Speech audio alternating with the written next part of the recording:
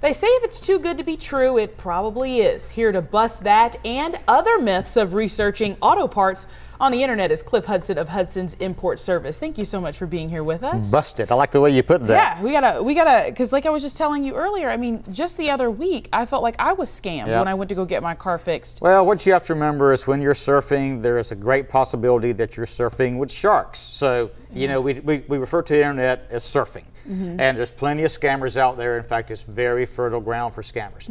One of the things to be real cautious of, and we're going to talk about several different subjects today. The internet is used for lots of things. It's used for buying cars. It's used for researching how to service cars. It's used for sourcing parts for cars. So first and foremost, if you're trying to buy a car on the internet and the story is just too good to be true, for instance, the asking price is less than this guy could drive the car to any dealer and get a check for. Right. Okay? If he's desperate to sell it and he needs the money that quickly, a dealer will write him a check for this low price today. So the guy's usually somewhere way far away, or he has this horrible health condition, the doctor won't let him see anybody.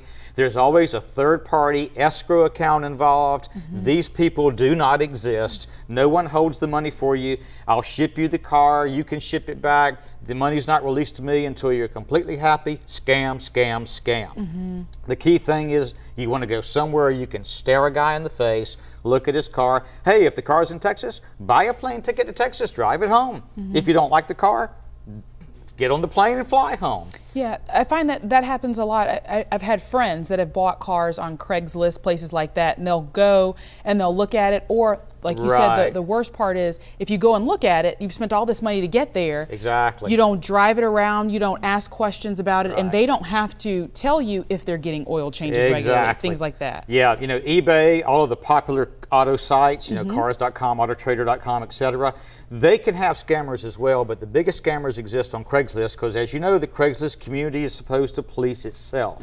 So the reason that it's so important to pay attention to this is because these guys are halfway across the planet in some postage stamp size country where our laws can't touch them. Your money can get to them, but our laws can't.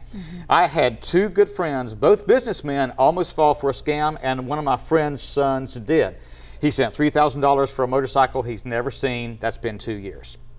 So also too, when it comes to servicing your car, people call me all the time and they say something like, how much for an ignition amplifier for my car? And I'll say something like, gee, how do you know you need an ignition amplifier?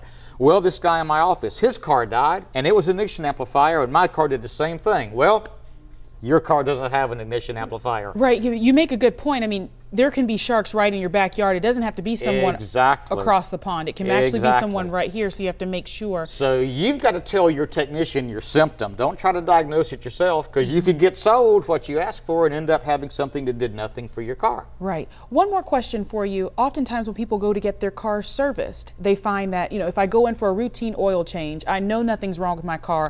All of a sudden the mechanic comes back and says, you need this, this, and this done, and we'll need to keep the car for 3 days, and it's going to be this amount of money. What would you say to someone that has that happen to, because it happens often? The most important thing is to establish a local relationship with a guy who you feel like you can trust, or I said guy, with a facility you feel like you can trust, because there's lots of females in the service business now.